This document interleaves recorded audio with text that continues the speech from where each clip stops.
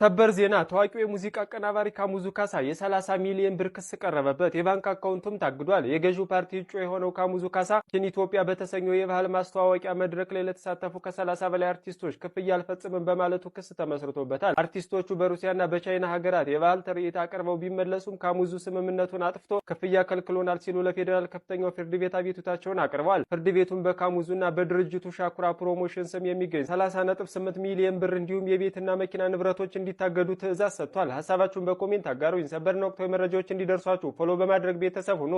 የተፈራው ነገር ደርሷል። የብልጽግና የአዲስ አበባ ምክር ቤት ተወካይ ሆኖ በየካ ክፍለ ከተማ ለመወዳደር በዝግጅት ላይ የሚገኘው ካሙዙ ካሳ በ30 ሚሊዮን ብር ክስ ቀረበበት። የባንክ አካውንት የታገደ ሲሆን ኪን ኢትዮጵያ በተሰኘው የባህል ማስታወቂያ መድረክ ላይ ለተሳተፉ አርቲስቶች ገንዘብ ባለመክፈሉ ምክንያት ነው የ30 ሚሊዮን ብር ክስ የቀረበበት አካውንቱም የታገደበት። ሪፖርተር እንግሊዘኛ ዛሬ ባወጣው ዘገባ መሰረት እንደነገረን ከሆነ እንደ ሩሲያና ቻይና ባሉ ሀገራት የተካሄደው ኪን ኢትዮጵያ ባህል ማስተዋወቅ ጉዞ በበላይነት የመራው ካሙዙ ካሳ ለአርቲስቶቹ ምንም አይነት ክፍያ አለመፈጸሙ ተነግሯል። ኪን ኢትዮጵያ በተሰኘው የውጭ ሀገር ባህልን የማስተዋወቅ ጉዞ ተሳትፈው ክፍያ ያልተፈጸመላቸው 37 አርቲስቶች በፌዴራል ከፍተኛ ፍርድ ቤት ክስ መስርተዋል። ከሳሾቹ በተለያዩ ሀገራት በተካሄደው መድረክ ላይ ተሳትፈው ከተመለሱ በኋላ አዘጋጁ ካሙዙ ካሳ ክፍያ እንደከለከላቸው አስረድተዋል። ከባህልና ስፖርት ሚኒስቴር ጋር ውል ገብቶ በመንግስት በጀት ጉዞውን የመራው ካሙዙ ካሳና ድርጅቱ ሻኩራ ፕሮዳክሽን እስከ 30.8 ሚሊዮን ብር እንዲታገድበት በፍርድ ቤት ትዕዛዝ ተሰጥቶበታል። በካሙዙና በድርጅቱ ሻኩራ ፕሮዳክሽን የባንክ አካውንት በተጨማሪም በተከሳሹ ስም የተመዘገበ የቤትና የመኪና ንብረት ካለም እንዲታገድ ፍርድ ቤት ውሳኔ ማሳለፉ ይነገራል። ይህ እንግዲህ ባለፉት ጊዜያት ውስጥ ለውስጥ ሲወሩ የነበሩና በአርቲስቶቹ ከፍተኛ ቅሬታ ተነስቶበት የነበረ እንዲሁም በብልጽግና ጽህፈት ቤት ድረስ ሄደው ድምጻቸውን ያሰሙበት ብልጽግና ፓርቲ እንዴት ከእንደዚህ አይነት አርቲስት ጋር ራሱን ወክሎ ለምርጫ ይወዳደራል ሲሉ አርቲስቶቹ ጥያቄ ያቀረቡበት ጉዳይ እነሆ በገሃድ አሁን ወደ አደባባይ ቀርቦ እግድ ወጥቶበታል። ካሙዙ ካሳ በ30 ሚሊዮን ብር ተጠያቂ መሆኑ ታውቋል። ካሙዙ ካሳ ብልጽግናን እንደ መደበቂያ ለመጠቀም እየፈለገ ነው። ልክ እንደ በረከት ገበሬዋ ማለት ነው። እኔ ብልጽግናን ወዳለሁ፣ አቡቹን ወዳለሁ በሚባለው አይነት ነገር ነው። እኔ ብልጽግና ካሙዙን ለምን ወኪል አድርጎ እጩ አድርጎ አቀረበ የሚባል ክርክር ውስጥ የለውበትም። ምክንያቱም መብቱ ነው። የተማረ ያልተማረ ምናምን የሚባል ነገር የለም። 18 የሞላው ሰው መምረጥም የመመረጥም መብት ስላለው ማለት ነው። ግን ካሙዙ ካሳ የተሰጡት ስራዎች ላይ ሁሉ የማጭበርበር ነገር ውስጥ እያገኘ ነው። እኔ እኮ ፓርቲን ከግለሰቦች ለይቼ መናገር አልቻልኩም። የሚያጭበረብሩ ሰዎች የሆነ የፓርቲ አባል እየሆኑብኝ ተቸግሬያለሁ። ልክ እንደ ህዝብ ለህዝብ መንግስት በቃ ህዝቦች እንዲቀራረቡ ዲያስፖራውን ለማቀራረብ እንደ ህዝብ ለህዝብ አይነት ፕሮግራም አዘጋጅቶ ነበር። ካሙዙ ነበር የመራው። ቪዛ የሰጠው አጭበርብሯል ብሎ ስዩም ተሾመ ሲነግረን ነበር። ከስዩም ተሾመ በላይ ብልጽግና አለ እንዴ? አጣርቶ በቃ ችግር እንዳለ ተናገረ። አሁን ደግሞ ባህልና ቱሪዝም ለአርቲስቶች ይከፈሉ የተባለውን ብር አልተከፈላቸውም። አርቲስቶች ባህልና ቱሪዝም ግን ብሩን አውጥቶታል። ካሙዙ መደበቅ ነው፣ የማጭበርበር ነገር ውስጥ ነው ያለው። ፖለቲካ ላይ ገና ስራ የሚፈልገው ሰው ነው። እኔ አሁን ፓርቲ አንተና ፓርቲ ጥሩ ነው እንትና ፓርቲ ነው ጥሩ ነው የሚባሉ ነገር ውስጥ መግባት አልፈልግም። ምክንያቱም አሁን የምርጫ ጊዜ ነው፣ ፓርቲዎች ይወዳደሩ። ግን ለማጭበርበር ፓርቲዎችን እንደ መጠቀሚያ የሚጠቀሙ ሰዎችን ግን መናገራችን አይቀርም። ለምሳሌ በረከት ገበሬዋ ብልጽግናን እንደ መደበቅ ፈልጋ ነበር። ዛሬ ፌዴራል ፖሊስ እየፈለጋት ነው። ምክንያቱም አጭበርብረሻል ነው። መደበቂያ አትፍቀዱ። የፐርፐዝ ብላክ ኢትዮጵያው ዶክተር ፍስሐ እሸቱ ከ1 ቢሊዮን ብር በላይ ይዞ ከጠፋ ነው ሰነባበተ። እስከ 30 ሚሊዮን ብር ቤት በሚሸጥባት አዲስ አበባ ላይ ከ1 ሚሊዮን ጀምሬ ቤት ገንብቼ ሰጣችኋለሁ ብሎ የማይተገበር የ3ዲ ዲዛይን እያሳየ ብር ለቅሞ እስከ 1 ቢሊዮን ብር ነው ይዞ የጠፋው። ይሄን ይዞ ከጠፋ በኋላ አዲስ አበባ አሜሪካ ላይ ጋዜጠኞችን ሰብስቦ የመንግስት ባለስልጣናት ጉቦ ስጠኝ ብለው እያስቸገሩኝ ስለሆነ ኮብልይ ያለው ብሏል። እሱ ቢኮበልልም ግን የፐርፐዝ ብላክ ኢትዮጵያን ማስታወቂያ የሰራው እሼቱ መለሰ እዚሁ ነው ያለው። ፊንቴክ ከፐርፐዝ ብላክ ኢትዮጵያ የተለየ ነገር ያደረገው ነገር የለም።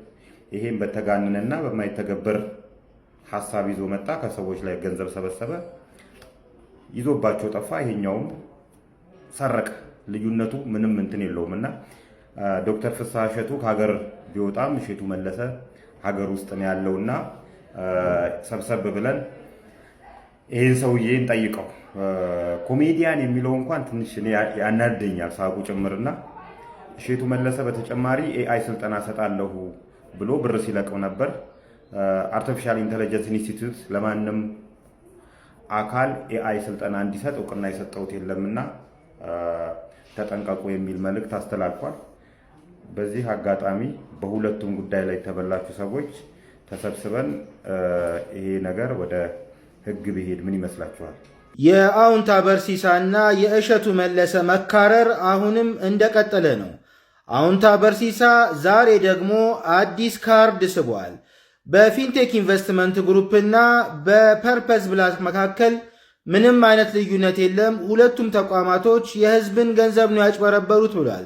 በመሆኑም የፊንቴክ ኢንቨስትመንት ግሩፕን ማስታወቂያ የሰሩ ሰዎች ታስረው እሸቱ የማይታሰርበት ምክንያት የለም። ምክንያቱም የፐርፐዝ ብላክ ኢትዮጵያን በተጋነነ መልኩ ማስታወቂያ የሰራው እሸቱ መለሰ ነው ብሏል። በተጨማሪም የኤአይ ስልጠና በሀገሪቱ ውስጥ ባልተፈቀደበት ሁኔታ እሸቱ መለሰ ግን ገንዘብ እየሰበሰበ የኤአይ ስልጠና ሰጥቷል። በመሆኑም በህግ መጠየቅ አለበት ብሎ አዲስ ካርድ ስቧል። ሰላም ለሀገራችን፣ ሰላም ለህዝባችን። ይህ ሰውየው ኒውስ ነው። እዚህ ሀገር በፖሊስ ዙሪያ ትልቅ ችግር እየፈጠረ ያለው ማን እንደሆነ ታውቃላችሁ? ፖሊስ መጥቶ ጤና ይስጥልኝ ብሎ ኦር ሲቪልም ከለበሰ መታወቂያውን አሳይቶ ምናምን ቢይዝህ ምናምን እሺ በቃ አርደኝነት ስላል ዘርበል ሂድ ምናምን ስለሆነ ማንም ፖሊስ መጥቶ የፈለገውን ሰው ይዞ መሄድ ይችላል። ምክንያቱም ዲሲፕሊን የለማ። ድብና አድርጎ ዲሲፕሊን የለም። ጥቂት ሰዎች ጋር ነው የምታየው ማለት ነው። እና ፖሊስ ልጆች መጥተው አዲስ አበባ ውስጥ የሆነ ልጅ መጥቶ ተገደለ ምናምን። ለምንድን ነው የአዲስ አበባ ልጅ እየመጣችሁ የምገሉት? ይደብራል። አንድ አዲስ አበባ ልጅ ዱርዬውንስ ለምን ትነካዋለህ? ምንድን ነው እንዴ? ከፈለክ ስም ከምትሰጠው ስራ ስጠው። በቃ በዲሲፕሊን አውረው፣ አስተምረው። ህግ እንድታርሙ ነው፣ እንድታስተካክሉ ነው።